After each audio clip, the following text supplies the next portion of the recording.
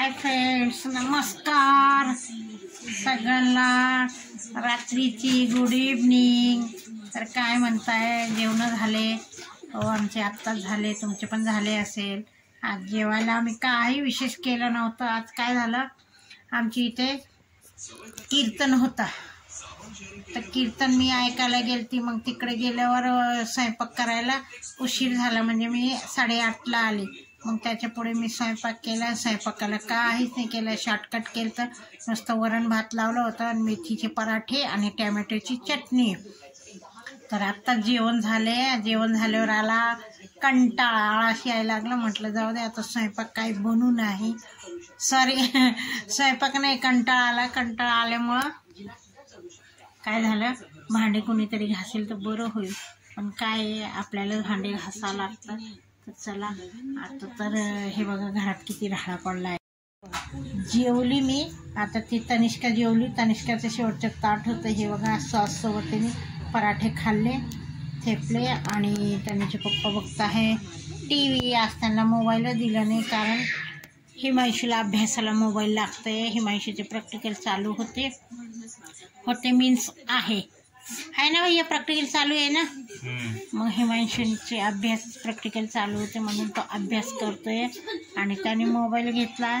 तनिष्का कुठे बघती आणि लपती कुठे? हा बघा, आमची तनिष्का उभी राहा, मला दिसत नाही. तनिष्का कुठे उभी राहिली, कुठे कोपऱ्यात बसली आहे बघा. बस बस बस, काय करतीये? अभ्यास. तनिष्का करतीये अभ्यास. हो हो हो, करतीये अभ्यास. हे बघा, कॉर्नर पीस उघडून ठेवलंय. त्याचे साबणं बिबणं काय काय आहे. इथे बघा, मी हे हळदी कुंकूचं सामान आणलं होतं, ते तसंच आहे. अजून केलीच नाही मी हळदी कुंकू. इथे बघा, गॅस वाटेवर सुद्धा भांडे कुंडे पडले. दूध तापून झालेलं आहे. आणि आता मी काय करते, सगळं आवरून घेते. तर आवरून झाल्यावर भांडे घासते. काय होतं, थंडीत मित्रांनो माझं पाय दुखतं. आता सगळं घर एकदा पुसून घ्यायचं आहे आणि मग बाकीचे कामं छानपैकी मी भांडे घासणारे. भांडे कुंडे झाले.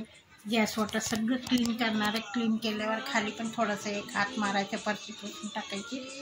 फरशी पुसून झाली की मग कपडे वगैरे हे करायचे, बिछाने टाकायचे. तर चला तर मित्रांनो, आता बोलायला काही नाही. कंटाळा आला मला, तर झोप लागली. पण काय, मला रात्री जास्तीत जास्त 4 तास झोप लागते. 12ला झोपायचं, 4 वाजेपासून जी झोप उघडून जाते. कारण हिमांशी अभ्यास करत आता असं वाटतं पोरगं झोपलं तर त्याच्या प्रॅक्टिकल या अभ्यासासाठी उठवावं लागतं. मग त्याच्याकडे फार लक्ष द्यावं लागतं. तर चला तर मित्रांनो, आज के लिए इतना ही काफ़ी. Good Knight.